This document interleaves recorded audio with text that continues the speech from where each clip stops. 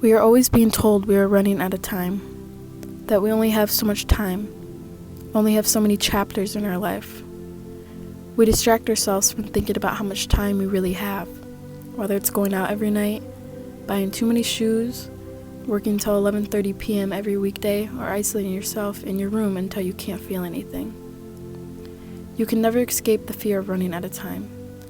Constantly, I'm asking God how much time I have. Show me how much time I have so I know what I should and shouldn't do with all my time. Show me what I should do with all this time, or show me what I should do with this little time. I used to go insane thinking about how much time I had, and I used to think that every year at 12 o'clock a.m. on January 1st was a fresh start. A new chapter where I can get everything together, but every year I would put it off. January 1st would come again, and I'd start doing everything I said I would do, but only for a week. I never stuck with it. Waking up early began to be hard, working out was a drag, saving money was impossible. Then, something switched. I realized it was never about time. It was never about waiting a whole year to start new. It's been me. Me thinking that a new chapter means everything changes. But it doesn't have to be that way. A new chapter can be you waking up in the morning and getting out of bed. It can be you doing something kind for someone you don't even know. It can be finishing that book you forgot about 6 months ago. A new chapter doesn't have to be something big. It can be the smallest task in the world. So instead of worrying about how much time you have, until the clock hits 12 o'clock a.m. on January 1st, or the time until your death, start your chapter today. Don't worry about how small that chapter is. Don't think about how little progress you have made in the past. Focus on now. Because that is the time that we are guaranteed. The past is gone, and the future is unknown. So be in the now.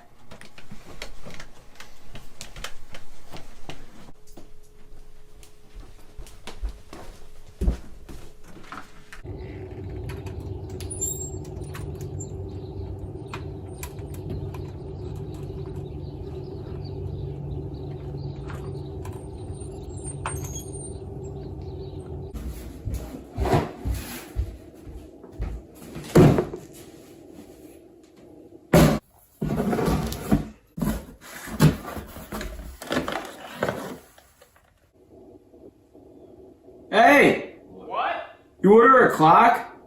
No. Are you sure? Yeah. Alright.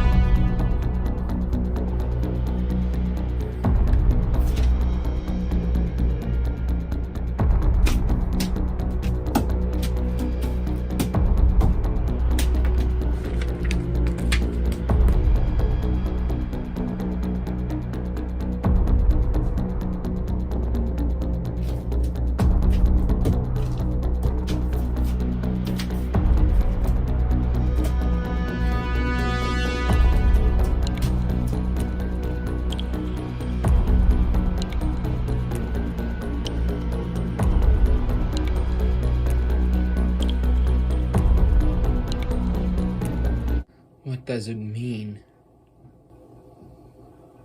Who sent me this box? Hey! Remember that package you got with the clock in it by chance? Yeah, I do. Why? Show me. Turns out it's the neighbor's package. I gotta go bring it to him now. Wait, are we the same person? No.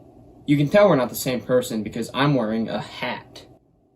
Oh, alright. Yeah, that makes sense. Anyways, here you go. Thank you. I'll go take it to him. You don't have to worry about the box anymore. You're right. I don't need to worry about it anymore.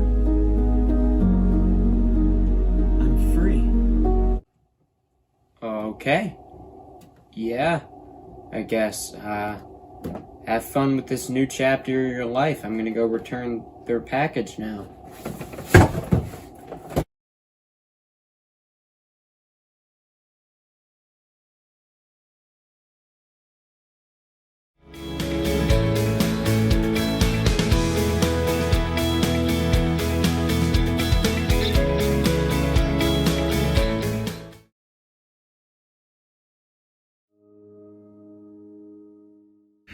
My book is filled with rigid edges, with tear-stained pages that I can no longer read.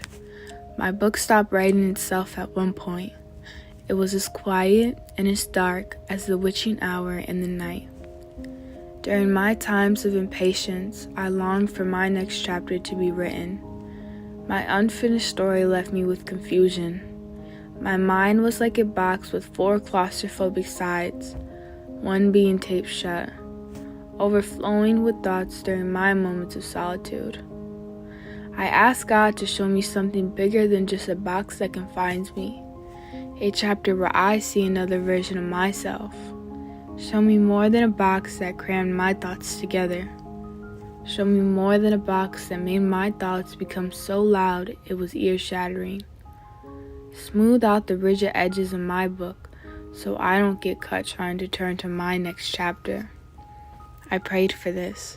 I prayed for chapters full of complete bliss, for pages that aren't stained with tears, a chapter where I see another version of myself. I prayed for this box to break and let go of my thoughts that once resembled the sky at its darkest hours. When you turn through the darkest pages of my book, please know they will pass. These words will be clear to read once you get past the rigid edges of my story. My book is now filled with chapters of complete bliss, chapters where you can feel the peace radiate off my pages. These chapters were written for me. As my book goes on, I pray these next chapters will be more than just that boxed-in feeling. I pray they are filled with freedom and ambitions. As your next chapter is being written, please know those chapters full of despondency don't last forever.